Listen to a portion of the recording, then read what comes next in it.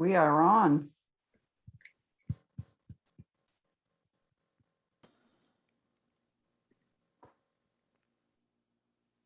So we have the pleasure today of being joined by Maine State Representative Lydia Blume, who I mentioned before is going to provide some perspective on what's going on in Maine. And of course, we would like to replicate what has happened in Maine. We want to join our neighbors to the east in their good work and their ambition. So I'm going to take a few minutes to introduce Representative Blume. But first, I wanted to ask Representative, have you been made a host for your slides, or are you going to share your screen? I think John Gage might have made you a host. Representative Blume is in her fourth term in the Maine House of Representatives. She represents the town of York, a town which many of us no doubt enjoy. Serves on the legislature's Joint Standing Committee on Marine Resources and the Joint Standing Committee on the Environment and Natural Resources. Representative Blume is an appointed member of the Maine Climate Council and chair of the legislature's bipartisan Coastal and Climate Action Caucus. She's a graduate of Boston University in geography. That means something to me because my spouse is a BU alum, by the way. And lives in Cape Natick with her daughter. So thanks again, Representative Blume, for joining us here this morning, and thanks for taking the time. Thank you very much. I appreciate it, Rob. It's such a pleasure to be here with New Hampshire, because we are neighbors and we're close, and I'm close neighbors with you. And you have been an inspiration, believe it or not. We were emulating New Hampshire when we began this process for the Maine Climate Council. And the reason is because of your coastal hazards and risk legislation that was ahead of the time. And I hope that, I don't know what's happening with it now, but I hope it's been updated, because it was a really good report. And it spurred me on to push for sea level rise legislation in Maine. And that was 7 years ago. It took a long time to finally get to this point where we are now. So keep up the good work. So so we have produced a 4-year climate action plan. It's called Maine Won't Wait. It was produced in December 2020, after a very long time, a very long year with COVID and meeting, but with a highly motivated individuals, just like you guys are. So the Maine Climate Council was a bill that was sponsored by a Republican, Senator David Woodson, and it enjoyed broad bipartisan support when it was assigned in June of 2019. And, you know, it really was because we had a governor who has absolutely put it at the forefront. When she did her speech, she mentioned climate change right off the bat. And, you know, we have a majority in the House and the Senate, a very slight majority, but we have a majority. And that kind of momentum has brought this forward. We put in state law our climate goals to reduce our greenhouse gas emissions, to achieve carbon neutrality, to advance equity through this whole thing. We've been talking about equity from the beginning through Maine's climate response. And then we also are talking about how we can be more resilient to the ongoing impacts of climate change, the things that we cannot stop. And we've got, you know, compared to New Hampshire, we've got 3,500 miles of coastline, as opposed to the 13 and 18, excuse me. And it's it's extremely important. Our marine systems and our coastline is absolutely a driver of economic activity. And that's the other aspect to this that was always clear, is that this is about good jobs, clean jobs, and creating more jobs for the state of Maine. And we figured out, we had lots of different reports. We figured out where our greenhouse gas emissions were coming from. Most of it is transportation. And I don't know if that's the same for New Hampshire, but it was very interesting to see 54% of our emissions are from transportation. And that's the real challenge in Maine, is how do we do that? And we're going to be doing that through electrification, of course. We are already reducing the greenhouse gas emissions. We're on our way to 80%. So we're below 1990 levels. And that's what of our goals are based on. So the Climate Council that was created by this legislature was basically 39 members with scientists and people from different industries and state and local officials. And they are responsible for developing the climate action plan. What we learned actually from New Hampshire, and something that I was pushing for in the beginning of this, is that we needed a scientific and technical subcommittee that would decide, that would work on the science and how climate change was affecting Maine scientifically. And that would inform the 6 working groups that were put into place. This science and technical subcommittee produced a 350-page report that actually decided what climate, with all the best knowledge at this point in time, what would be sea level rise, for example, and what we should be preparing for. That has actually now been put into statute. It's actually in the process of getting into statute throughout Maine statutes, so we can be prepared for it.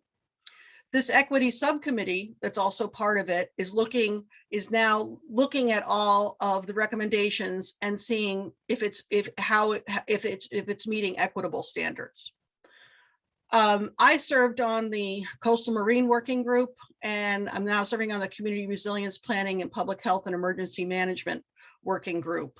But all of these groups, volunteers, as I said, we met throughout the pandemic, came up with recommendations that were put into the final plan. And I've never been with such an inspired group of people. There was such pent-up energy, and I'm sure New Hampshire is going to experience it too. This energy that folks like you have, and then when you're actually able to do something and affect change, it was truly a great experience. And we're very proud of the product that we produced on December 1st, 2020, which was the Climate Action Plan. Very well written. And this, the other thing that the state of Maine did in order to really create this was that Governor Mills started the GOPIF, which is the Governor's Office of Policy, Innovation, and the Future. She always said that there should be a future planning in every government. And so anyway, that incredibly talented people were hired, and the dream job of people who've studied climate all their lives, like Dr. Cassandra Rose, and she just has done a terrific job and been one of the stalwarts behind this plan. So, but what's important to know about this plan, and I think is that in statute as well, every 4 years we're going to rewrite this plan, because every 4 years the Science and Technical Subcommittee has to update their work. Things might change with the sea level rise, for example. So it's an ongoing process. It's not just one time. We're still meeting as subcommittees, as working groups, and we're monitoring what's happening in the legislature. And we will know that there'll be more things to identify and more things to work on in these subgroups as for the next climate action plan. These are the 4 reports. We did basically the greenhouse gas modeling and also the cost of doing nothing report, which I think is really important. If we don't do anything, it's going to cost us money. And of course, the scientific assessment of climate change, the equity assessment of the draft strategies by the Mitchell Center, looked at everything that before we published to see what our equity, and made some recommendations. And then the Maine Energy Plan to bring more work, more jobs to Maine. So that was was published December 1st, 2020. It's a wonderful, and you can see it as in a flip book online. As I said, it's really well written, really a good read. I recommend you taking a look. So the climate action strategies, we came up with 8 of them. Embrace the future of transportation in Maine, modernize Maine's buildings. We have a wonderful organization called Efficiency Maine here that is really ready to do all of these energy efficiency work, to be able to be a pass-through for money that comes into the state for energy efficiency. And this has been a very big help that we've already had some of these institutions in place prior to this. And thankfully, we had this climate action plan before the ARPA funding came, so we knew exactly where we wanted to put it in relationship also to our biennial budget. I'm going to focus a little bit so that's sort of the background. We just had a meeting yesterday of the Community Resiliency Planning Public Emergency Management Work Group yesterday. So I'm just wanted to give you the newest information about how we're following, how this is being implemented. The ARPA Rescue Plan Act was able to, this is how we're spending that money. 150 million to expand broadband, energy efficiency programs, energy efficient affordable housing. And this is a big one, $20 million for adaptation and climate resilient local infrastructure, extremely important for shovel-ready projects. 8 million for clean energy partnerships, workforce development, 50 million for innovation of heritage industries, which is extremely important, where our fisheries and our forest products industry, we need to make sure that we are on the cutting edge and we are prepared for what happens with the climate. And then we've got 8 million for municipal and public electric vehicle charging stations and 5 million for workforce transportation pilot projects. Now this had to be voted in. It was a majority vote to assess this money this way. And this is on top of what the biennial budget, and this is ongoing. This is just from the state, in that we had 40 million for land conservation. We hadn't put land conservation money in for years under LePage. He refused to have that, let that happen. And we have local and regional planning grants to add to that $20 million. And the 3.1 million for studies, research, and staff to support grid modernization and offshore wind. And 3 million to upgrade municipal culverts at stream crossings, which is a very popular and very important program to bring back our fish and to mitigate against the effects of more frequent flooding and storm surge.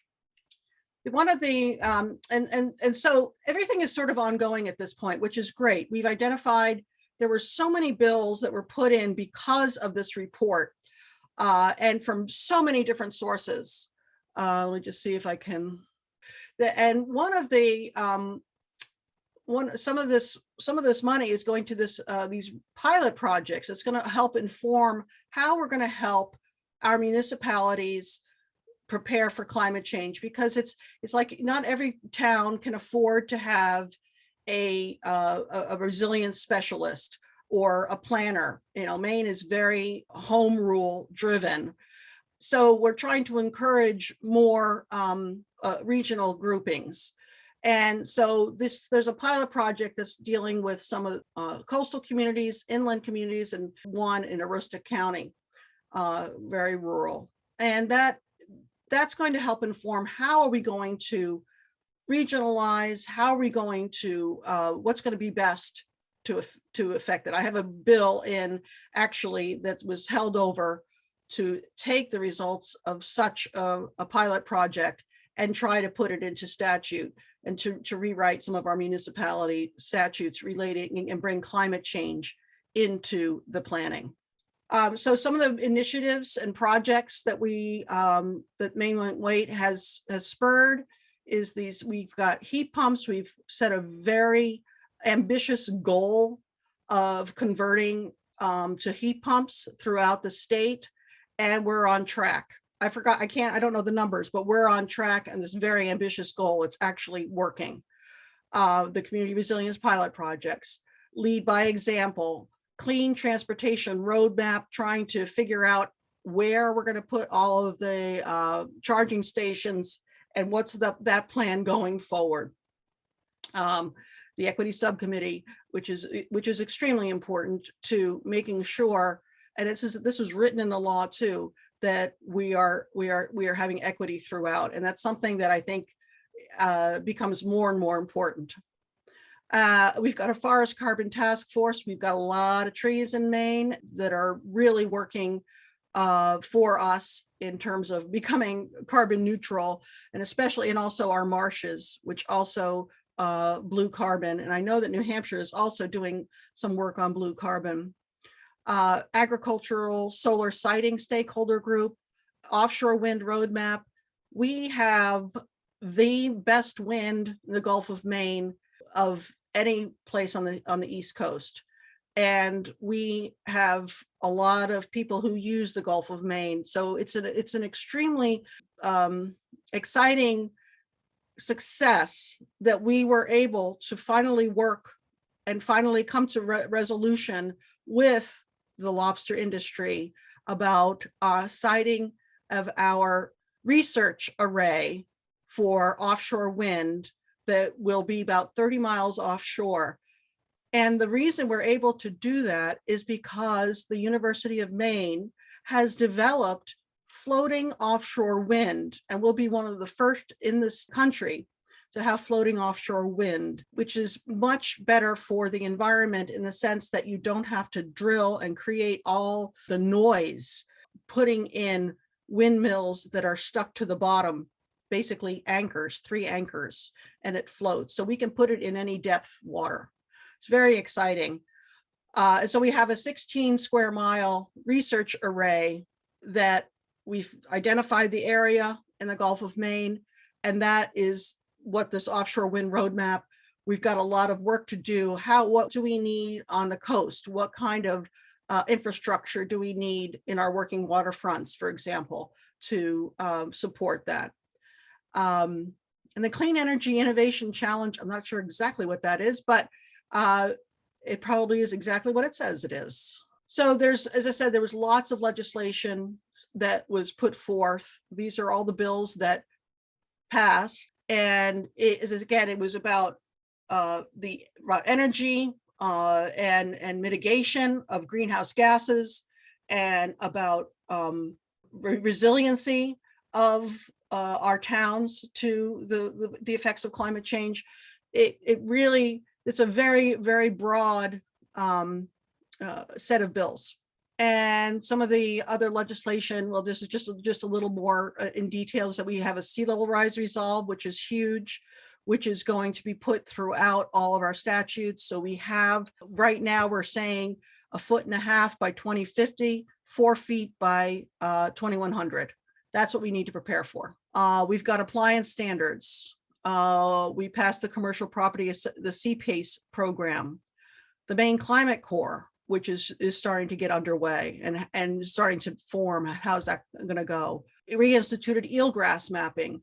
We did some divestment of fossil fuels. We got the equity, and we also passed a green bank initiative, which will be great because it looks like the federal government is trying to do that as well. So we'll have a place for that. And the green bank actually may be done through Efficiency Maine. And then just about doing more in terms of energy. And we've changed our net energy, the solar net energy as well. So that's basically just a brief overview of what we did, how we did it. I'm very proud of the work that we did, and I'm very proud of the state of Maine. I think that we are. I just couldn't stop smiling when this stuff. We had been under such work so hard, just like you guys are working so hard. And, you know, you gotta, and what I've learned is that you just gotta keep going and look for the opportunity, and then, you know, bring it all together and be ready for it. And I hope that we can continue on with Janet Mills as our governor, so we can continue this good work. We are really making progress. That's how I feel right now. Thanks. You've provided a lot of hope. Yes, hope is what we have. And I'm just can't, as I say, it just astounds me how much we've done. Well, yes, and thanks. And clearly, leadership matters in terms of Yes. all of these initiatives that Maine has done. And we certainly have a lot to aspire to. And we need more inspired leadership, that's for sure, at all levels.